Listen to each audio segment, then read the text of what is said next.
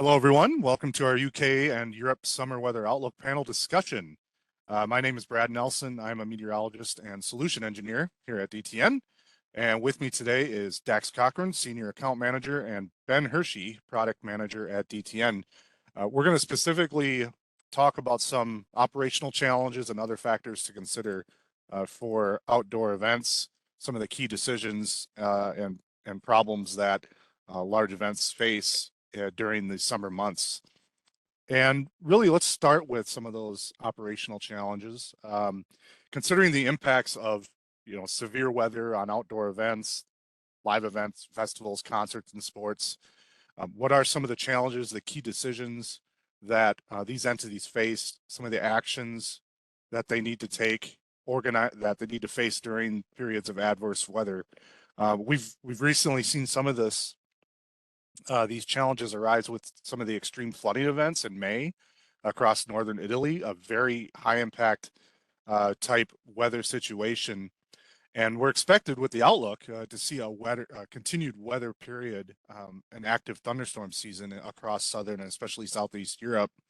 And that transitions late summer to northwest Europe, especially the UK. So, Dax, let's start with you, with Ben to follow, and we'll talk through some of the operational challenges. Yeah, sure. So the event industry across Europe is not immune to weather. We obviously can't stop these types of situations from unfolding season to season. I think we all remember last season some of the extreme heat events that threw some new elements to a lot of events in terms of what they were planning for and how they were responding to things. And that's where it really starts from an operational challenge perspective. You have to just consider the location of your event, the time of year, what types of weather impacts should we anticipate, and what can we do to plan for and mitigate around those challenges. So a lot of those challenges again can be excessive rainfall, extreme temperatures, as well as the two primary challenges, which are typically lightning and wind. Yeah, when you're working with a professional weather service as well, you can get that heads up of when you're expected to face some of those adverse weather conditions, and also are we going to have above normal temperatures for the season, or areas of really active rainfall. So you can prep yourself by consulting with meteorologists, and also with some of our product solutions as well on, do I have to actually prepare for some more active weather conditions. So that's all logistics. You might have to think about maybe spending a little more money on mitigation factors like crushed gravel, and maybe some overtime costs as well. That's definitely something you got to consider. Ben, you got anything to add with that? Yeah, when we look at, especially large events, maybe not so much the smaller events, but the large events where you've got a lot of prep to get going on that event. It's really important to understand not only what's going to happen the day of, or the days of the event. Let's say if you're looking at a longer festival, but there's a long ramp up period for some of these, right? All the construction that has to go on, and so you were talking about that, right? If we get a lot of moisture in an area and our soils are very saturated, right? You can't even move certain equipment around, right? So trying to build stages and things like that. So having that understanding of the potential impacts prior to the event is huge. And then obviously the event itself is somewhat self-explanatory, but all the challenges from extreme heat to lightning to thunderstorms, all that kind of stuff. But then afterwards, right? So all the takedown activities. If your event was impacted by quite a bit of rain, or you had some issues during, now you got to take all that equipment down. How do you plan for that? And so there's the actual event, which gets probably the most media attention. Correct, right? From, I think, from a large scale, but obviously you have that pre and post type situation to plan for, especially for these large festivals, which we're starting to see the growth coming back to what it used to be prior to the pandemic, right? We all want to get together, we want to have experienced these large events, so it does put the stress and the onus on those decision makers to be well informed of those type of situations. Yeah, that's a good thing to bring up, Ben, because with as we ramp events back up, we've seen continued, um, basically more accountability for key decisions like keeping people safe, but also running and managing event. You don't want the bad press, the bad public relations. That's ultimately that is all important as well, along with cost saving opportunities as well if you know what's coming. So um, it's important to hone in on that increased accountability as a lot of these events really continue to ramp up. So The good old duty of care, right? right. You're bringing these guests, into your place, and by, really across your event, but using weather as an example, demonstrating that you have effectively assessed the risk, planned for it, chosen the right partners, making sure that you have the right information that allow you to make the safest decisions possible while still doing what you can to maximize your business operations, demonstrates that duty of care that people are looking for. Well, what are some other factors that you may not think of when managing events that have potential to be impacted by weather? Like we've seen extreme heat. Currently, for example, what we're experiencing across the UK this week. So starting to see some of these big heat events, you really kind of you know, rear their ugly head this summer, and we're expecting it above normal for the broader Europe region. We're expecting above normal temperatures to continue through the summer months. So, Ben, do you mind kind of kicking that off that Yeah. conversation? Well, and Brad, you're exactly right. There's um a big push to be more cognizant of those extreme temperature events, right? Especially when we have so many people gathering, right? Just the basic necessity of having water, maybe some overhead shelter, if the sun is really hot. But then if we look beyond just that, because I think we've kind of seen some of the negative press when those things are not handled well. You start looking at like wind situations, our lightning data, right? So the idea of strong winds. If we start to experience, as the forecast is indicating, these strong thunderstorms, they may not be storming in your location, but if all of a sudden we start to experience really strong wind gusts in certain areas, that's going to impact the structures, the people, everybody that's associated with it, and obviously the lightning associated with it. And that's, really a big concern is to keep everybody safe and knowing, to be able to identify where there has been lightning strikes and where it is at in proximity to your event. So, beyond just the temperature, obviously, and in the rain that we might experience, those are a couple of the other definitely weather items that are going to impact the decision making for these events. Yeah, it's interesting to bring that up about, preparing for heat and some of the, different ways to mitigate that. I've worked at events, I've been at events providing weather support, and a lot of times it's not necessarily the actual air temperature or the heat index or the wet bulb globe temperature. It's also, you have thousands of people that are, you know, packed together in full sunshine with little to no airflow or air movement. That can be just as dangerous, if not more dangerous, than a high heat and humidity type situation. So it's kind of important to recognize all the weather factors that go into the real feels like temperature on the human body.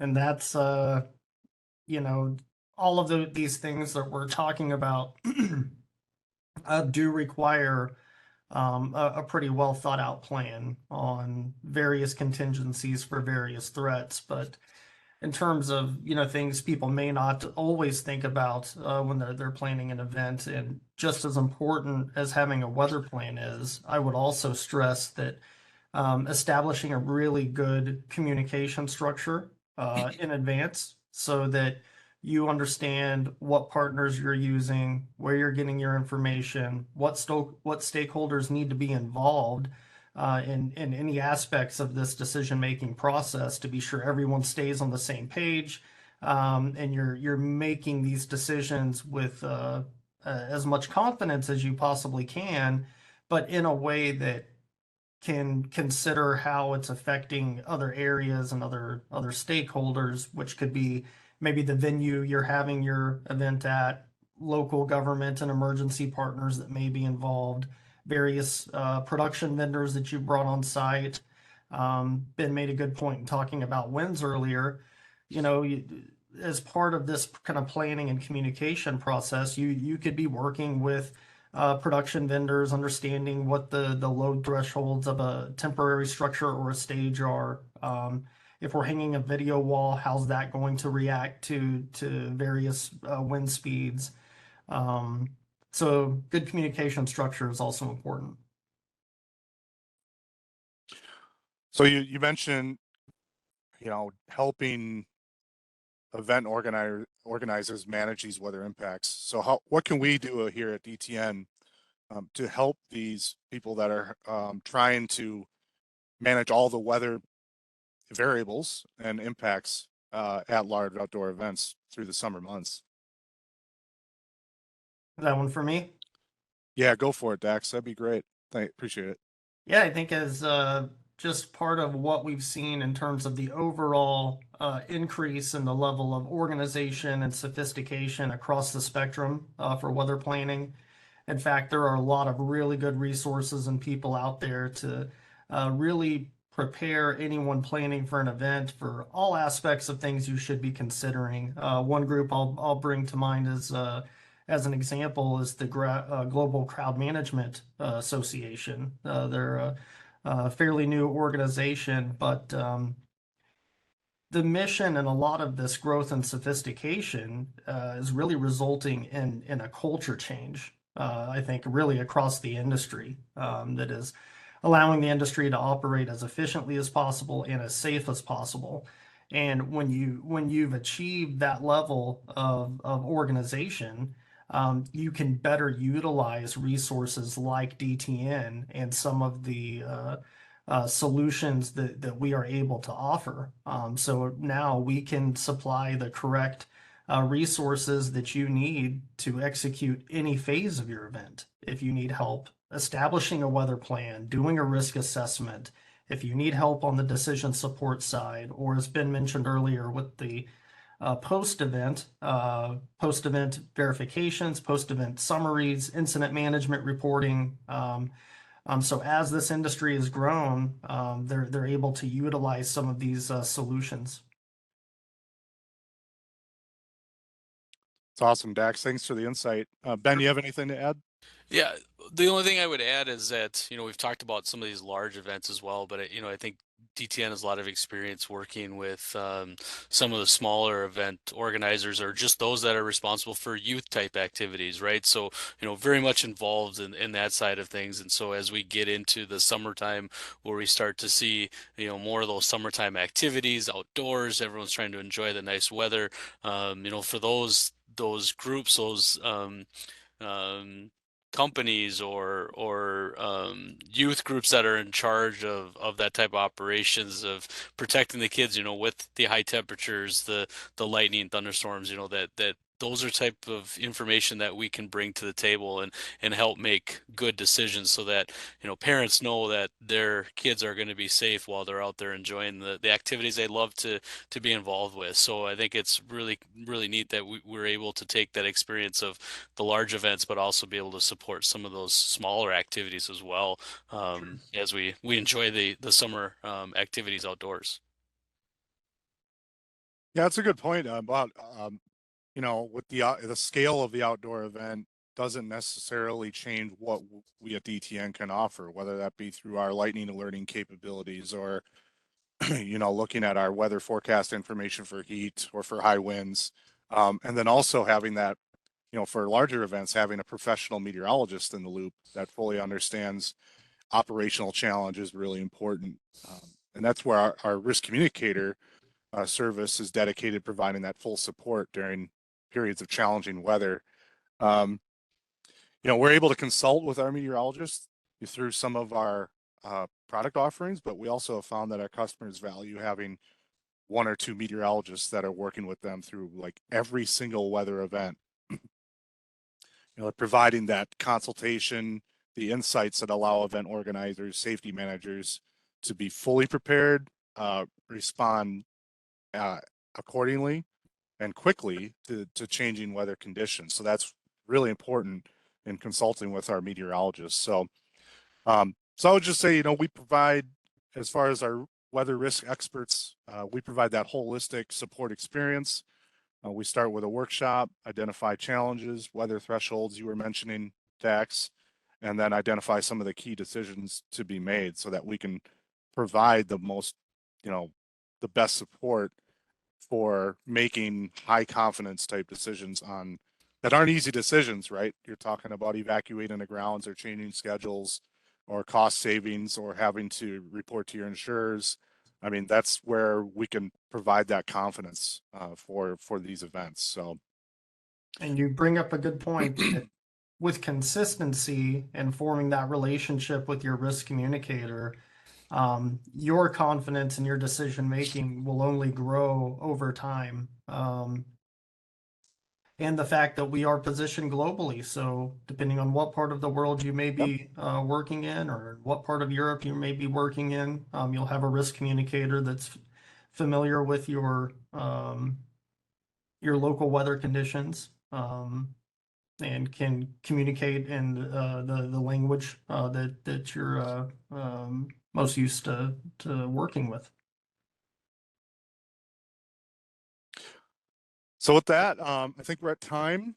Ben, did you have anything else to add at this point? No, I think I'm good. Thanks, Brad. So I'd like to thank everyone for listening.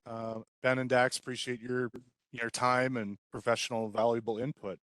So with that, we'll wrap things up, and I hope everyone has a great day and stay safe this summer. Stay safe, enjoy the show. Thanks, guys.